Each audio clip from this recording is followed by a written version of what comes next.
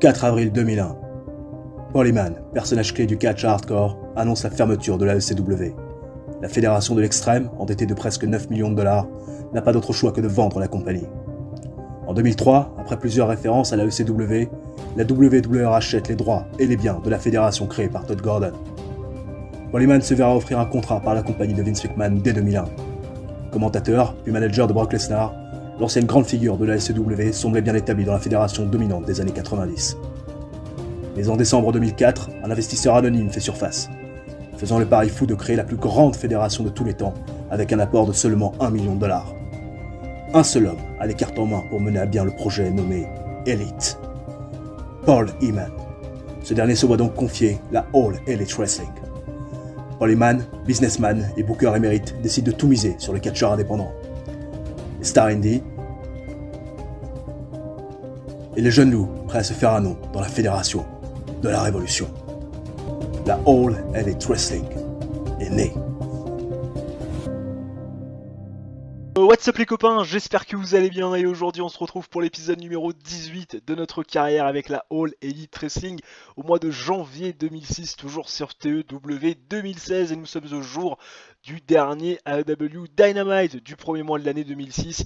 Nous avons booké officiellement un peu plus d'un an sur notre carrière et depuis que nous sommes à la charge de la All Elite Wrestling, nous allons bien sûr avancer un petit peu et s'intéresser à ce qui se passe dans les locker rooms pour voir s'il y a des incidents backstage. Pas d'incidents backstage, vous le voyez, en revanche des garçons qui travaillent ailleurs ce soir, Brian Kendrick et Samoa Joe qui ne sont pas présents, qui tournent un petit peu à droite, à gauche, au milieu, notamment au Japon. Bref, va falloir faire sans eux, ne vous inquiétez pas, les plans sont bien en tête, je boucle le show de mon côté et on en parle juste après. Et rigolez les potos pour le premier show de la vidéo et le dernier AEW Dynamite du mois de janvier 2006. Nous étions au Emo Joplin Memorial Hall devant 2816 pèlerins, comme quoi ça change les choses de passer AEW Dynamite en event. 55 de rating pour le show, le segment, que dis-je, d'ouverture. Vous voyez protagonistes Christopher Daniels, Frankie Kazarian, Kevin Steen et El Generico. Alors comment est-ce que le segment s'est agencé? Eh bien je vais vous le dire.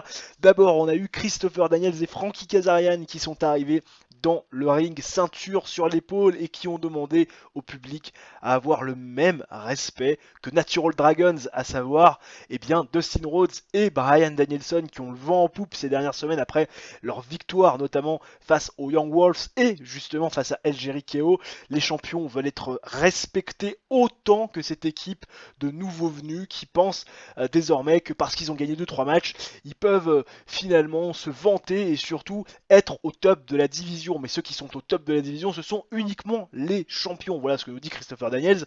Bien évidemment, vous imaginez que Kevin Steen et El Generico sont venus un petit peu les chercher, puisque la semaine dernière ils ont catché contre Natural Dragons et ils leur ont dit tout simplement, Kevin Steen et El Generico, ils ont simplement dit que ce soir ils allaient devoir mériter le respect, Christopher Daniels et Frankie Kazarian, parce que même s'ils sont champions, c'est vrai qu'on va pas se le cacher, ils utilisent parfois des tactiques un petit peu douteuses, c'est un petit peu des jackasses, ils essayent de coûter des opportunités à Kip James, des titres à certains également. Donc ce soir, s'ils veulent le respect, il va falloir le gagner dans le ring. Forcément, challenge accepté par Christopher Daniels et Frankie Kazarian qui regardent un petit peu les deux jeunes de haut. Qu'est-ce qu'on peut nous dire sur ce segment qui nous fait 55? Que Christopher Daniels a plutôt bien performé dans ce segment, ce qui n'est pas le cas de Kevin Steen. Le show a bien démarré, Christopher Daniels a paru excellent. Pas de mauvais commentaires sur sur la performance de Frankie Kazarian, ça veut dire que c'était ni mauvais ni bon. Et le match suit, un match qui nous fait un 73. SCU a décidé de remettre le titre en jeu pour la décode, et dans un match décent, mais qui fait quand même un bon 73 de rating, SCU défait bien sûr El Generico en 10 minutes 15, quand Frankie Kazarian va défaire El Generico. Et oui, Frankie Kazarian qui fait le tombé victorieux, c'est assez rare pour être signalé, avec un Wave of the Future après 10 minutes 15 de combat. Et SCU fait donc sa deuxième défense du championnat du monde par équipe. Christopher Daniels a encore porté le match en termes d'in-ring, alors que El Generico a été le Wink Link. 34 de performance in-ring, effectivement pour El Generico c'est assez mauvais. 45 pour Kevin Steen, 50 pour Frankie Kazarian. Dis donc dites-moi, et 85 pour Christopher Daniels. Très surpris et agréablement d'ailleurs de la note de Frankie Kazarian. Bien évidemment, conservation des titres de SCU et la storyline James contre Styles Family, que je n'ai pas encore terminé, continue grâce à ce segment. Derrière, Tyler Black et John Moxley vont faire face à une équipe random, Chris Hero contre Austin Aries. Depuis que Chris Harris est parti, Chris Hero, il n'a plus vraiment de partenaire à titrer. Et donc équipe avec Austin Aries qui avait quand même un petit peu de momentum, hein. Il avait été challenger, il a gagné pas mal de matchs pour devenir challenger numéro 1 au titre de CM Punk. Bien évidemment, il n'avait pas réussi à arriver les épaules de Street Catch CM Punk dans un match pauvre, puisque c'est défini comme tel, mais ça nous fait quand même un 48 assez décent. Tyler Black et John Moxley vont défaire Chris Hero et Austin Aries en 7 minutes 20 quand John Moxley va défaire Chris Hero via pinfall après le Mox City. Tyler Black et donc a porté le match en termes d'in-ring, 50 de performance in-ring, assez sympathique quand John Moxley fait un 39, se rapproche des 40, et Austin Aries un 34 et Chris Hero 35. Au vu du rating général, je crois qu'on peut se satisfaire complètement du 48 étant donné que les performances in-ring étaient bien en deçà, à part pour l'ami Tyler Black qui prend une victoire avec son partenaire John Moxley. Derrière, Raven est au micro d'Amy Weber. Petit segment. M'attendais à mieux. Où il nous dit qu'il est prêt pour le match tag team de ce soir et qu'il a trouvé bien évidemment un partenaire à la hauteur du talent de Raven, un partenaire qui d'ailleurs a catché face à CM Punk il n'y a pas si longtemps. Mystère et boule de gomme. 51 de rating. Derrière, on continue avec les 51, décidément on est abonné, avec un segment où Jacqueline Moore, la championne, va être dans le ring, ceinture sur l'épaule, et va trash talk. Rena Mero qui est revenue cette semaine, Rena Mero qui a dû dire I quit la semaine passée, et Jacqueline Moore se fout de sa gueule, parce que la petite blonde qui a montré son cul et qui met en valeur ses attributs, la semaine dernière a été finalement la plus humiliée la semaine passée. Elle a eu la plus grande des humiliations quand elle a dû dire les fameux deux mots qui sont j'abandonne. Jacqueline Moore qui donc se paye la gueule de Rena Mero, qui désormais est revenue à la tête des commentateurs et qui va rester à la tête des commentateurs et qui va continuer à faire ses bikini contests. Bref, ce qu'elle sait faire de mieux, quand Jacqueline Moore elle va continuer de run the place, tout simplement, de porter la division féminine. Mais elle est interrompue par Daphné qui après avoir aidé Jacqueline Moore la semaine passée à comprendre son titre et donc conserver son titre et finir la rivalité face à Jacqueline Moore, Daphné veut désormais ce que elle mérite et ce que Jacqueline Moore lui a promis, c'est-à-dire un match de championnat. Et donc le match est acté pour la semaine prochaine. Daphné, absolument horrible, apparemment, pour aller en dehors du script, désastre complet. Et en même temps, je savais, elle a 24 performances micro.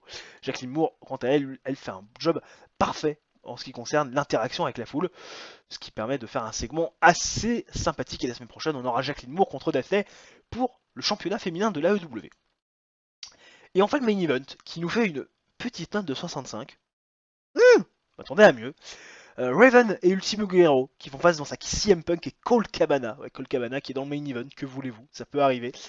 Ça me paraissait logique de le mettre face, avec CM Punk, son meilleur ami, ça lui permet de prendre un peu d'exposition et de faire un main event de Dynamite, même s'il n'a pas forcément le niveau pour ça.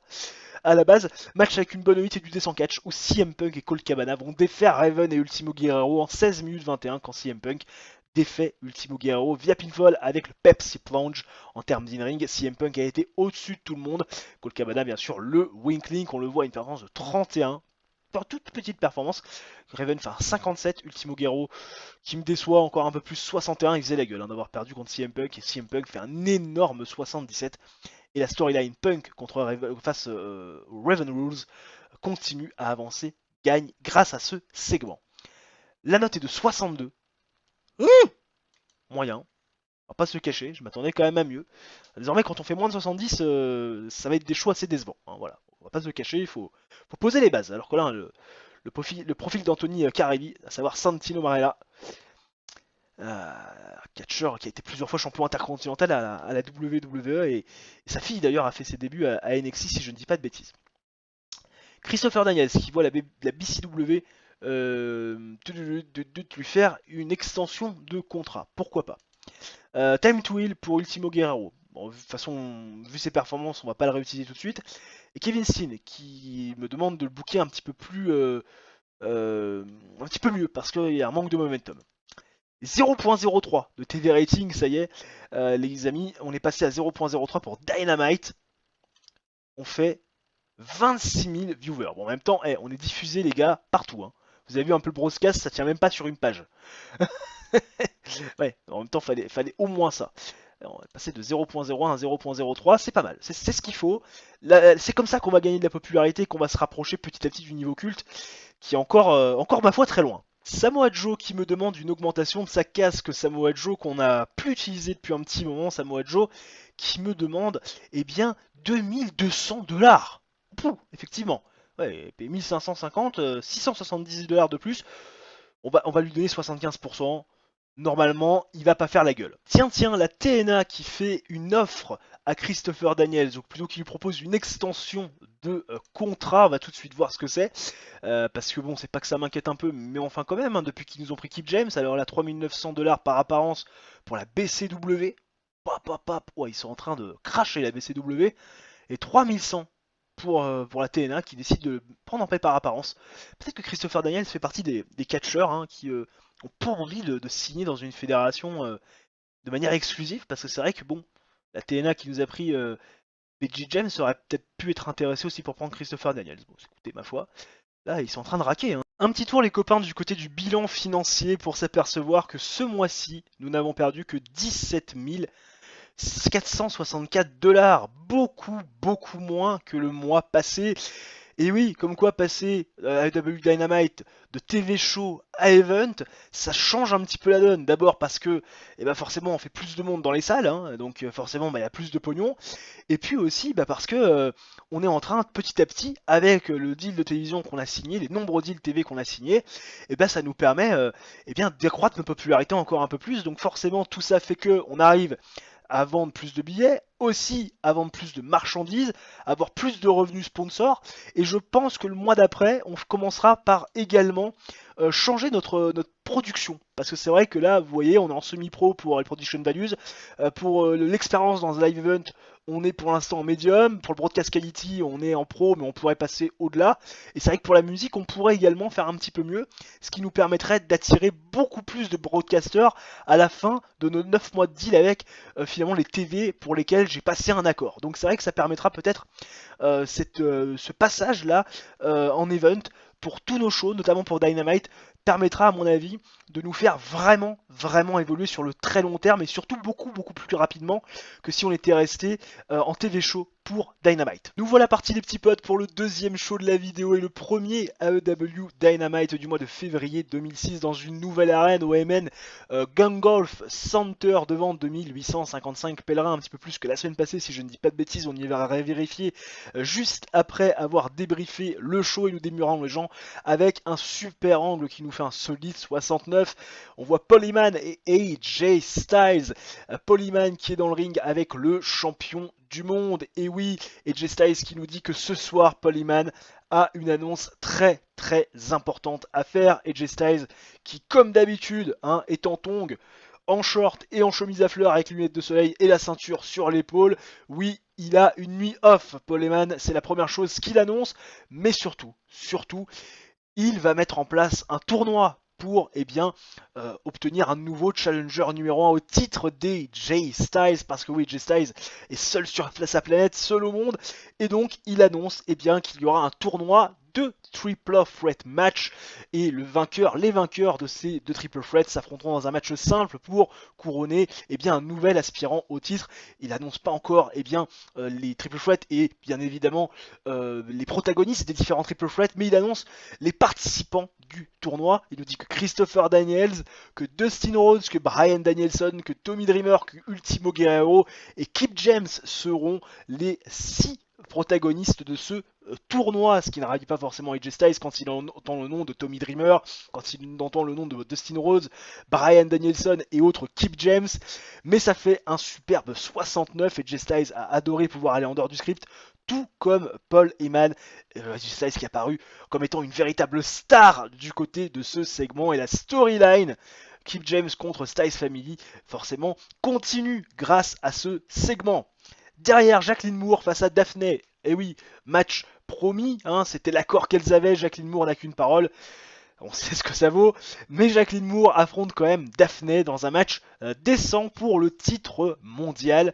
Jacqueline Moore va défaire en 9 minutes 25 Daphné après un tornado DDT, après l'intervention de Sweet Saraya. Jacqueline Moore fait donc sa 3e défense du titre du championnat féminin. Performance de 60 pour Jacqueline Moore. Daphné fait un petit 35, mais bon, ça lui permettra quand même de progresser en catchant face à Jacqueline Moore une belle note de 53 et une 3e défense du titre féminin pour la championne féminine Jacqueline.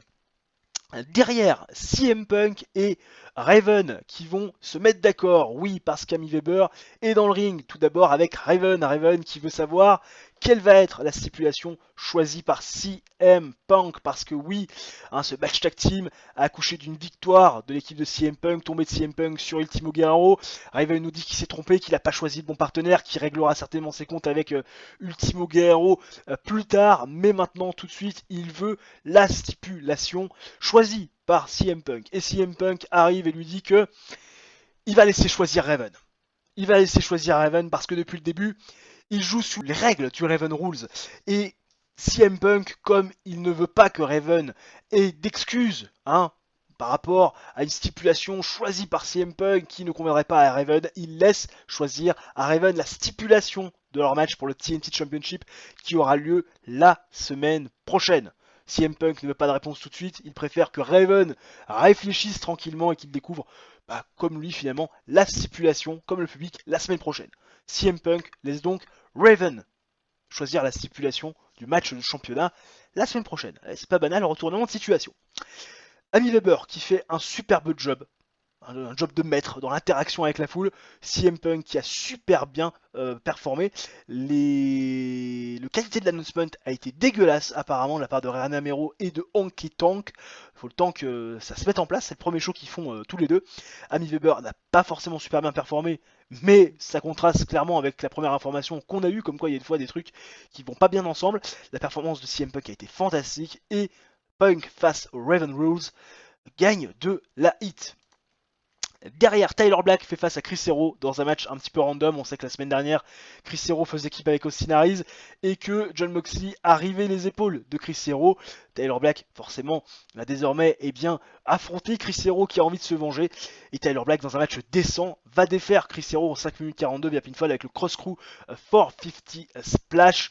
50 de rating, performance de 47 pour Tyler Black, 36 pour Chris Hero. Chris Hero qui a fait la gueule de perdre contre Tyler Black, clean, mais encore une fois, quand on voit ses performances, il ferait mieux d'arrêter de tirer la tronche et essayer de performer un minimum parce que Tyler Black a encore une fois porté le match.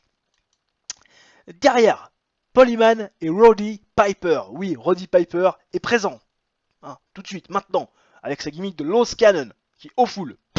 Nul à chier, ça marche pas. Mais c'est pas grave, Roddy Piper est là, présent. Et il va proposer son aide à Paul Heyman parce que Paul Heyman a donné la nuit off à AJ Styles et Ultimo Guerrero est introuvable et donc forcément SCU dans le main event, Frankie Kazarian et Christopher Daniels n'ont pas de troisième partenaire. Et Roddy Piper lui dit pas de panique, j'ai ce qu'il te faut, j'ai un client. C'est pour Roddy Piper arrive en costume. Il est heel Roddy Piper dans l'histoire, dans notre All Elite Wrestling de 2006. Il arrive en costume, en homme d'affaires, tu sens que le mec, il porte plus des kilts, il porte plus de kilts, rien du tout. Il dit, là ce soir j'ai la bonne pioche, j'ai le bon gars pour ton main event. Tu sais, moi je suis européen, j'ai longtemps porté des jupes, pour faire plaisir aux Écossais. Et je suis allé chercher un petit gars en Europe qui fonctionne bien. Et ce soir, je pense que dans le main event, il peut faire des étincelles. On n'en sait pas plus. La performance de Paul Heyman a été bonne. 62 de rating. Et le main event nous fait un 72. Solide 72. On aurait pu s'attendre à mieux, mais solide quand même. Kip James et les Natural Dragons qui font face à SCU et Claudio Castagnoli qui est donc le client de Roddy Piper. Et oui, on a essayé de donner un peu de touch francophone du côté de la All Elite Wrestling. Et dans un match bon, oui, parce qu'il est défini comme tel, Claudio Castagnoli et SCU vont défaire Kip, James et Natural Dragons en 17 minutes 02 quand Christopher Daniels défait Dustin Rhodes via pinfall après le BME, après la distraction d'AJ Styles qui était resté dans les parages. La performance de Claudio Castagnoli, a priori, a été plutôt sympathique puisqu'il nous fait un 42 pour ses débuts. Sa gimmick de No Gimmick Netted, c'est-à-dire qu'il n'y a pas besoin de gimmick, est average. Roddy Piper a fait du bon boulot ringside et apparemment ça marche super bien avec Claudio Castagnoli, c'est magnifique, voilà. Je savais pas, mais tu vois, je suis bien content que ça marche bien. Christopher Daniels, apparemment, off his game aujourd'hui, mais 79 quand même de performance. 47 pour Frankie Kazarian, 67 pour Kip James, un petit peu en dessous. 65 pour Dustin Rhodes et 66 pour Bryan Danielson. La storyline James contre Styles avance grâce à ce segment. Et la storyline toute neuve, SCU contre Natural Dragons, avance et gagne de la hit. 66 de performance, on améliore notre popularité dans les 12 régions, où nous sommes diffusés. Bon, on n'est toujours pas sur un show à 70, il manque un petit quelque chose, mais on va dire que c'est quand même mieux que le show qu'on a pu pondre la semaine passée. Enfin, quoi que je dis ça, mais si ça se trouve, je vais voir le rating global et tu vois que ça va être la même. Non, on avait fait un 62 quand même. On a fait un 62 la semaine dernière, et là on fait un 66 avec un peu plus de 2000 viewers de plus que la semaine passée, et également un peu plus de personnes dans les gradins, ça joue à une trentaine de pèlerins, mais on prend quand même. Aucune nouvelle croustillante, les gens, sur la dernière semaine écoulée, donc du coup on se retrouve directement dans les backstage du deuxième AEW Dynamite, donc du mois de février 2006, vous le voyez, 83% de rating global, mais des incidents locker room, on va tout de suite les traiter et voir ce qu'il y en est. Bryan Danielson, apparemment, qui est impliqué dans un incident, ça devrait être positif, oui, il a organisé un tournoi de poker. Bryan Danielson, magnifique, superbe. Ce garçon, tu peux le mettre sur le cul toutes les semaines, il en a rien à foutre, et en plus, il organise un tournoi de poker. Qui l'a remporté ce tournoi de poker? Je ne sais pas. En tout cas, merci Bryan Danielson pour ce bon petit moment et pour donner un boost moral à mon locker room. Allez les copains, c'est parti pour le dernier show de la vidéo. Comme on dit souvent, toutes les bonnes choses ont une fin. On est donc au deuxième AEW Dynamite du mois de février 2006 et on est au ND Betsy Engelstad Center devant 3028 pèlerins. Ça y est, on dépasse les 3000. Voilà, on s'est bien établi dans les 1005, 1007. Après on est passé au 2003, 2004 et ça y est, paf, 3000. Allez, et on démarre le show les gens avec un match solide, 70. Alors j'aurais pu m'attendre à mieux, parce que c'est Raven et CM Punk quand même dans le ring. Et surtout parce que c'est un match hardcore. Oui, c'est la stipulation choisie par Raven face à CM Punk, match de 70. Voilà, je m'attendais quand même à mieux, mais c'est pas un mauvais match. Match avec une grande 8 et du bon catch où CM Punk défait Raven dans un match hardcore de 18 minutes 11 via pinfall avec le Petsy Planche complètement clean. CM Punk fait donc sa 8ème défense du titre TNT. Des performances in-ring de 49. Ouh là là, Raven, 49 seulement. Oh, ah ouais, effectivement, on comprend pourquoi on fait 70. Et 77 pour CM Punk. La rivalité Punk face The Raven Rules avance et gagne de la hit, mais se termine ici. Oui, Raven a eu son opportunité. CM Punk a battu Raven dans les Raven Rules. Ouais, CM Punk aussi. Bon, pourtant moins à l'aise que Raven, mais il fait une meilleure note. Bon, on va savoir comment. Sweet Saria, qui la semaine dernière a aidé Jacqueline Moore en attaquant derrière l'ami Daphne durant le match de championnat, fait face à Gail Kim. Oui, match de 49, match très court, extrêmement court, 5 minutes 18, où Sweet Saraya va défaire Gail Kim, prendre du momentum, après avoir réduit les épaules de Gail Kim avec une superplex. Performance in ring de 45 pour Sweet Saraya, 41 pour Gail Kim. Ce qui va être intéressant, c'est ce qui se passe juste après. Ça nous fait un gros 64, avec Sweet Saraya bien plus à l'aise que Daphne au micro, qui va interpeller Jacqueline, qui était venue un petit peu sur la rampe en mode curieuse pour voir ce qui se passait. Et Sweet Saraya lui dit: écoute, la semaine dernière, Daphne était présente, mais elle a pas le truc, elle a pas ce qu'il faut pour devenir championne. Moi j'ai ce qu'il faut et je viens pour ton titre. Elle pointe du doigt Jacqueline, il n'y a plus de copains, il n'y a plus de copines. Tu m'as laissé en dehors du coup et t'as voulu un petit peu faire tes trucs avec Daphne en me laissant loin d'une opportunité au titre, hein, en s'alliant avec elle pour défaire Reina Mero. Tu m'as mis loin des plans, donc désormais je viens pour ton titre, il n'y a plus de copains-copines, je viens pour ton titre et je le veux, maintenant, tout de suite. Bon, bien évidemment, il n'y aura pas de match cette semaine, mais ça va arriver très vite entre Sweet Saraya et Jacqueline Moore. Saraya qui fait une superbe improvisation et qui justement profite de sa liberté pour aller en dehors du script comme étant un avantage, et Jacqueline Moore qui a clairement aimé aller en dehors du script. Bref, tout s'est bien passé dans ce segment. On attend bien sûr le match qui va intervenir très bientôt. Derrière, Claudio Castagnoli, qui a fait son arrivée la semaine passée dans le main event, redescend un petit peu. Oui, ça reste un mid-cardeur. Claudio Castagnoli fait face à Matt Sydal. Et dans un match avec une décente réaction de la foule, et un match de catch un petit peu moyen, c'est Claudio Castagnoli, bien évidemment, qui va défaire Matt Sydal en 7 minutes 35 via pinfall avec le Swiss Dive. 48 donc de rating pour ce match. Claudio Castagnoli et Roddy Piper qui franchement une superbe chemistry. Claudio Castagnoli qui forcément améliore sa gimmick grâce à Roddy Piper, hein. Pas de worker improvement, mais enfin quand même une gimmick qui continue à être travaillée du côté de Claudio Castagnoli qui fait du bon boulot. 45 de performance in ring pour Castagnoli, 36 pour Matt Sydal. Victoire donc du Swiss Superman, qui n'est pas vraiment le Swiss Superman à ce moment-là. Derrière, Amy Weber interview Christopher Daniels parce que oui, Polyman a communiqué il y a quelques minutes. On l'a pas vu dans un segment, mais il l'a communiqué. Le premier match, triple threat de qualification pour être dans le match qui découronnera un premier challenger numéro 1 au titre donc d'AJ Styles. Et bien, c'est tout simplement un match entre Bryan Danielson, Christopher Daniels et Dustin Rhodes. Et oui, Christopher Daniels qui va faire face aux Natural Dragons dans un match triple menace. Amy Weber se demande, et d'ailleurs pose la question à Christopher Daniels, savoir si c'est pas un peu un désavantage. Bien au contraire, Christopher Daniels, il est ravi de cette situation parce que, de une, il sait que ça va à un moment donné, forcément, avec l'enjeu du match, un petit peu stand entre Bryan Danielson et Dustin Rhodes, et en plus, il va avoir l'occasion de faire un petit peu un statement avec Bryan Danielson et l'ami Dustin Rhodes parce que, voilà, ils sont en train de se mettre en avant comme étant l'équipe tag team la plus populaire et la plus respectée, et ça plaît pas trop à Christopher Daniels, donc ce soir, il va leur apprendre la vie. Voilà un petit peu les propos de Christopher Daniels, Amy Weber qui a fait un superbe job, qui a eu la foule dans la paume de sa main tout au long donc du segment, et Christopher Daniels qui a fait un superbe taf, et la storyline STU Natural Dragons avance avec ce segment mais perd un petit peu de hit. Bon, normalement on était monté haut. Derrière, John Moxley fait face à Chris Hero. Match pauvre, 38, c'est nul à chier. John Moxley qui défait Chris Hero en 6 minutes 46 via pinfall après un roll-up. Voilà, on donne un petit peu de momentum à John Moxley, Chris Hero qui est encore un peu plus enterré, qui a été pas trop content de ma décision, mais qui a pas trop fait la gueule non plus. 36 de performance in ring pour John Moxley, 33 pour Chris Hero, ça vole pas bien haut.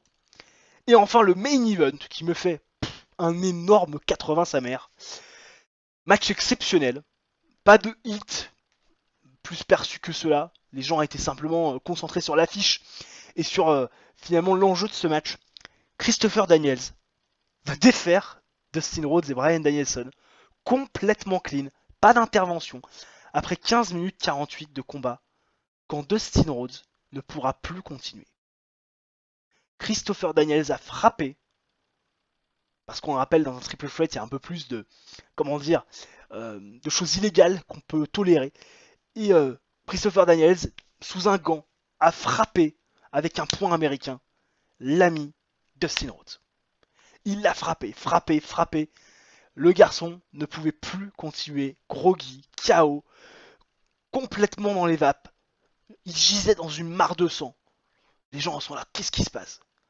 Christopher Daniels, via stoppage, et via la déculottée, le passage à tabac qu'il a mis à Dustin Rhodes, devient challenger numéro 1, enfin en tout cas sera qualifié pour le match pour devenir challenger numéro 1 au titre mondial d'AJ Styles. Alors pourquoi ce booking? Certains vont se dire, la victoire de Christopher Daniels, pourquoi pas? Ça peut s'entendre, ça pouvait se sentir et se percevoir. Mais pourquoi cette fin? Et bien tout simplement parce que Dustin Rhodes nous quitte.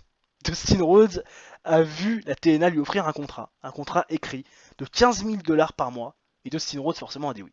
Et moi, comme je peux pas prétendre à le signer, j'ai pas pu faire une contre-proposition, et donc je suis obligé de faire sortir Dustin Rhodes de ma carte, et donc de ma All Elite Wrestling en seulement une semaine, et ce triple threat, et ce victoire via stoppage de Christopher Daniels qui laisse finalement Dustin Rhodes dans une mare de sang, après l'avoir frappé avec un poing américain caché sous son gant, me permet de faire sortir Dustin Rhodes.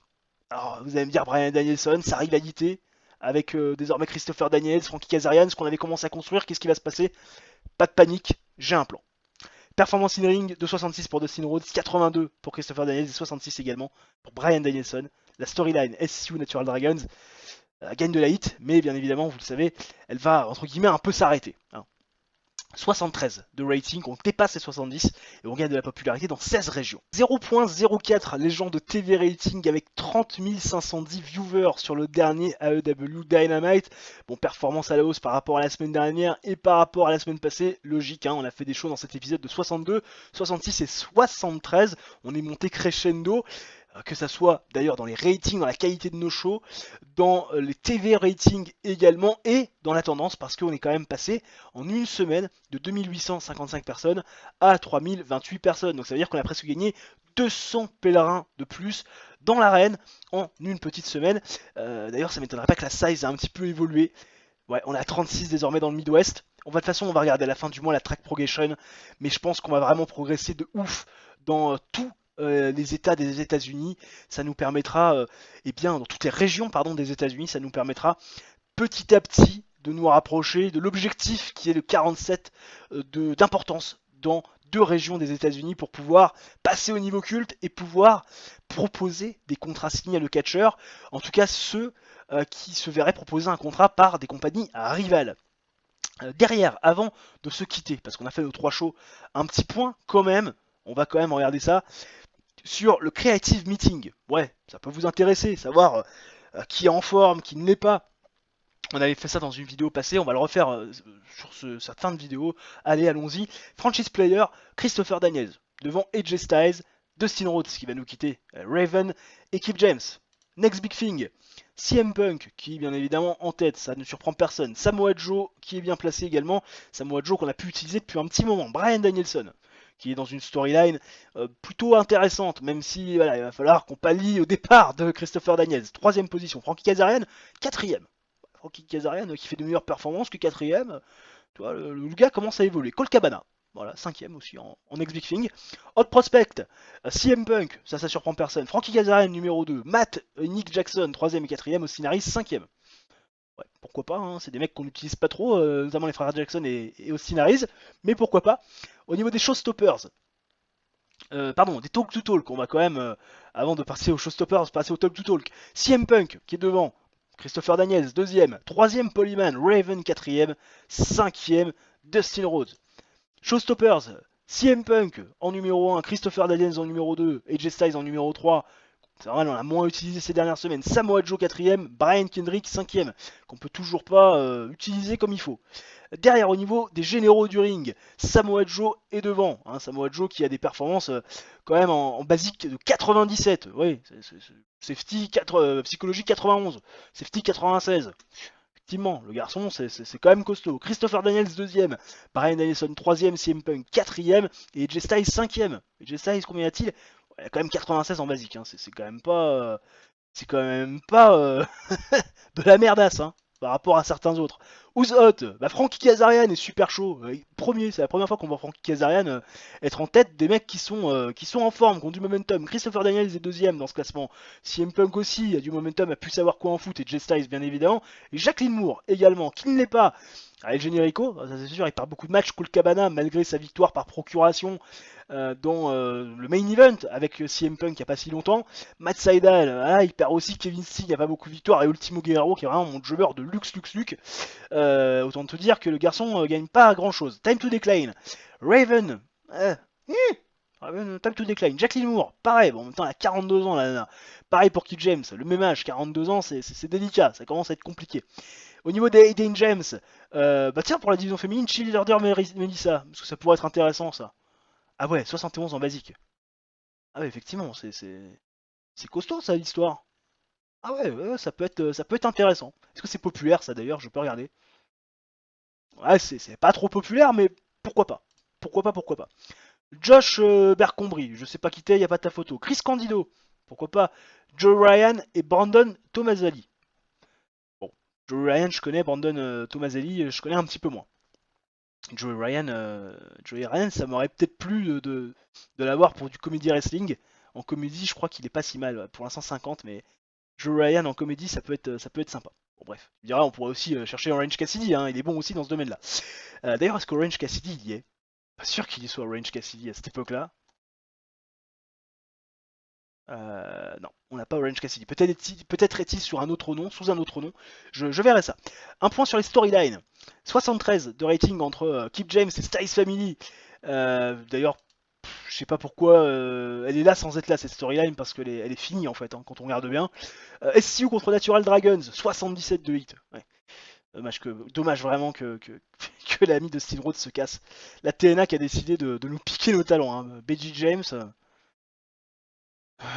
Steel Rhodes, les boulasses, hein, les boulasses. Au niveau du prestige des titres, 68 pour le titre féminin, 100 pour le titre mondial, 100 également pour le titre par équipe, et 85 pour le titre TNT, 8 défenses.